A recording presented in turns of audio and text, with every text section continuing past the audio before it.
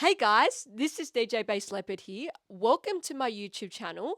And today I'm going to be doing a Q&A session based on some of the questions people have asked me through Instagram. So let's get this started.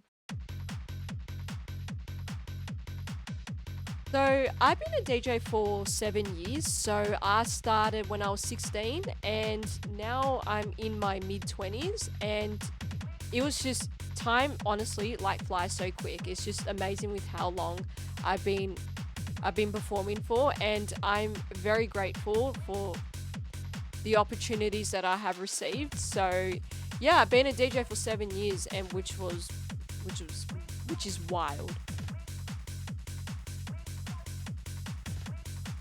Yes, so I did the Your Shot competition in 2022 as a wildcard. So basically, I came in with around 4 years of experience, and like it was magnificent. Like the amount of people I've met through that comp was like wild. Like I'm still actually friends with a lot of people from that competition, and it was good exposure. Playing the music that you actually like feel very connected to. And yeah, the Your Shot competition was wild. So I did that in 2022 as a wild card. I was an experienced DJ, but the amount of people I met was insane, phenomenal. So my favorite techno DJs would definitely have to be Restricted, Sarah Landry, and Maddox. If there was a DJ I had to choose to do a back-to-back set with, I would have to say Ben Nicky. I don't know what it is. Like Ben Nicky is like, he like plays like techno and trance, and he also throws a bit of hardstyle in.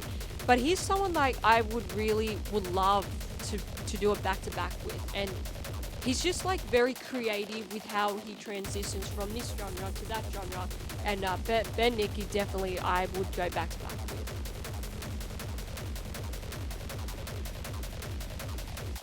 So basically what happened was, on the day I got called from my DJ coach, and he said to me, hey, I got a gig for you within a couple of hours, would you like to play? And I said, sure, where at?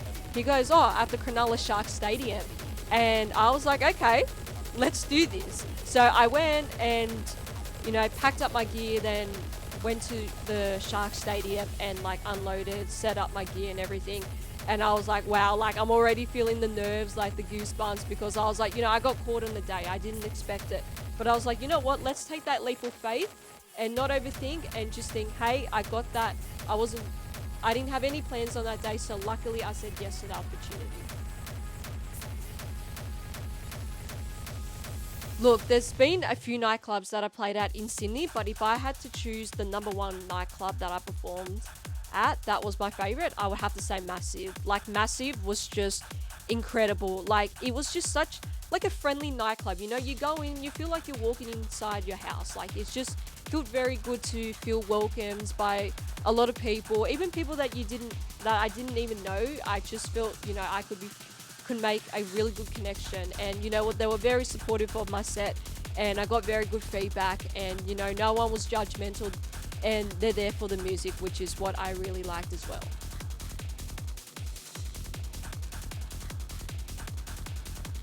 The best advice I would give to upcoming DJs is, one, don't be so hard on yourself.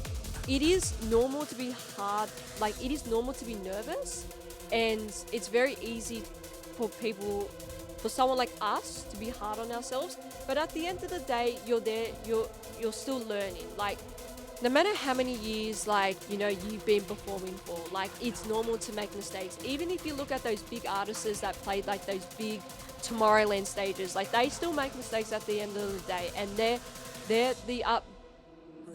the very big artists out there that it's natural to make mistakes, and if you don't make mistakes, you're not going to learn. So it's normal to make mistakes. Don't be hard on yourself, and just obviously be organized when you're prepping your sets. Like it's really important that even if you prep like 4 days before or a week before, just be like more organized, because I think it's really important that you're very organized when you've got an upcoming show, especially if it's a big one.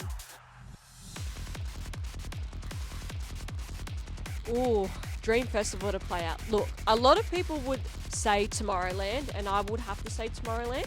But you know what? I've always dreamed to play at Ultra, only because, you know, Ultra is like, you know, we have it here in Australia, which is the country where I'm from.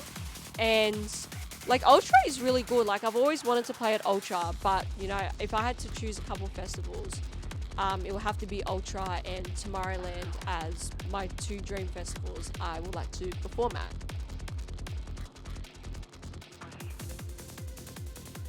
So how I plan my content is basically what I do is that I draft all my information on like either Google Docs or even on Google Slides. And the reason why I do it on Google Slides is because, like, you know, it's like you're doing it as like a step. You know, you got step 1 in this box, step 2 in that box, step 3 in that box. And how I plan my content is that, you know, when I want to plan content, it might take me 2 weeks of planning, it might take me a week of planning. And then what I do is that I draft that information, and then I start doing plan A. I start doing step 1, step 2. Then I slowly work my way down until it's the actual content day. And it takes but I take like one step at a time. Like it could be a couple steps per day, it could be one step per day. And yeah, that's how I plan my content. I do produce music, but at the moment I've just been taking a little bit of a break, as you know, I wanted to focus on like my branding. But I will be going back to producing very, very soon. I'm very excited because I do have a few collabs coming up. So I'm looking forward to be releasing those tracks with the people that I've been making the tracks with. But yeah, I will be making my own original music very, very soon. And you guys will be seeing it. Look, the honest truth is, yes, I do get nervous before I perform up on stage, and it is normal to be nervous. Like, I've been a DJ for 7 years, and it is just, I think it's normal to still be nervous, but not to let the nerves control over you, but look at it as more of like, you know, like more of an excitement thing. Because I think, you know, being like too nervous kind of means like your excitement, like, you know, kind of drifts away, and you don't want that. Like as a DJ, you want to be excited because it's something that you're passionate about. You don't want to show people that you're nervous, but you want to show them that you are confident as a DJ.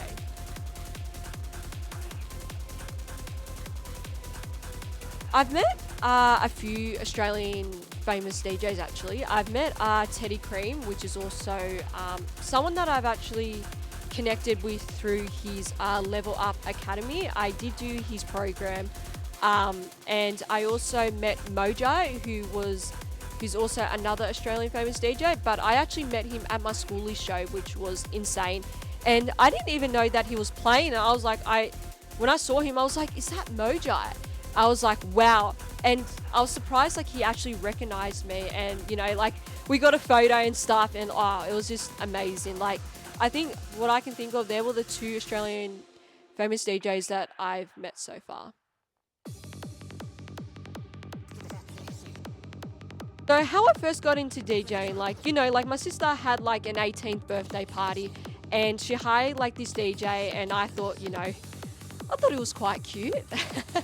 But then what happened was, yeah, he was like DJing at my sister's 18th, and I was like, wow, like this is actually so cool. And you know, I've always been like into parties, like I've always been into discos, like before even as a DJ, I've always been like a massive fan of like music.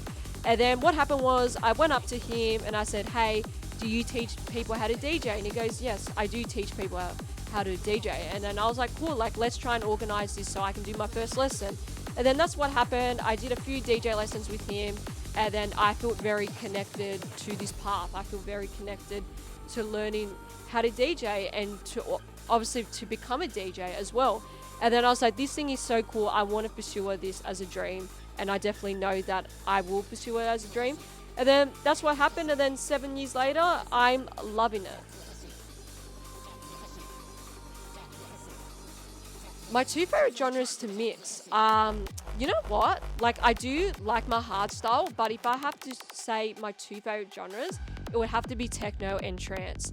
There is something about those 2 genres. I think they blend really well, even though hardstyle can blend really well with techno. I just think techno and trance, like they just go together, which is just amazing and very similar, very similar BPMs as well. So I'll have to say techno and trance.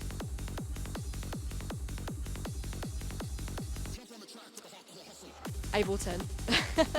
I learned Ableton when I did tape.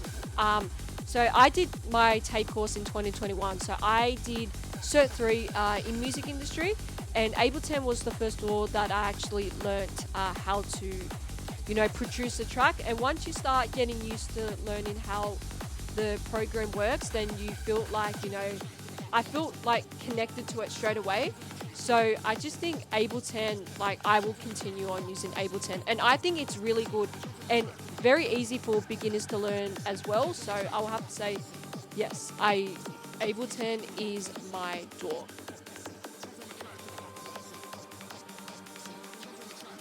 Ooh, okay. So at the moment, I'm not really making euphoric hardstyle, but I would have to say, you know, I am making hardstyle tracks, but at the moment, I don't know. I just haven't really planned to make a forecast at the moment, but we'll be planning on doing something like that in the future.